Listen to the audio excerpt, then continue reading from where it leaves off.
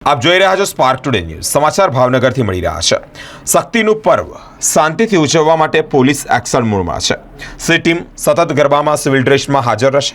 ભાવનગરમાં 5 જગ્યાએ કોમર્શિયલ ગરબા અને 700 જેટલા શેરી ગરબાનું આયોજન થવાનું છે।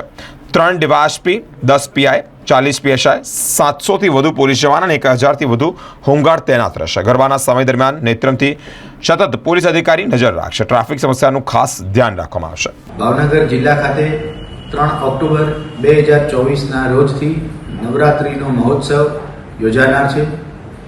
નવરાત્રિ દરમિયાન કુલ 5 જગ્યાએ કોમર્શિયલ ગરબાનું આયોજન ભાવનગર શહેર ખાતે થનાર છે। પૂરા જિલ્લામાં 700થી પણ વધુ જગ્યાએ નાના મોટા શેરી ગરબાનું આયોજન થનાર છે। સમગ્ર બંદોબસ્તમાં 3 ડીવાયએસપી અને 16 જેટલા પોલીસ ઇન્સ્પેક્ટર કક્ષાના અધિકારીઓ જોડાયેલા છે। 40 જેટલા પોલીસ સબ ઇન્સ્પેક્ટર અધિકારી તથા 700થી પણ વધુ પોલીસ કર્મચારીઓ આ બંદોબસ્તમાં જોડાનાર છે। 1000 જેટલા હોમગાર્ડ અને જીઆરડીના સભ્યોનો આમાં મદદ લેવામાં આવનાર છે।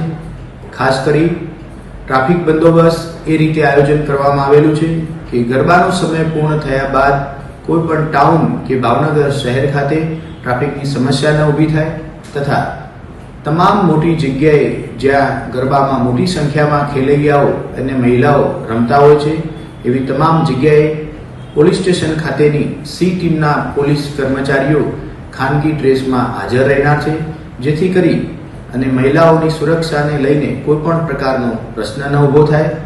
સીસીટીવી કેમેરાનું મોનિટરિંગ કંટ્રોલ રૂમ ખાતેના નેત્રમ તરફથી થનાર છે, જ્યાં એક અધિકારી સતત રાત્રિના ગરબાના સમય દરમિયાન હાજર રહેનાર છે।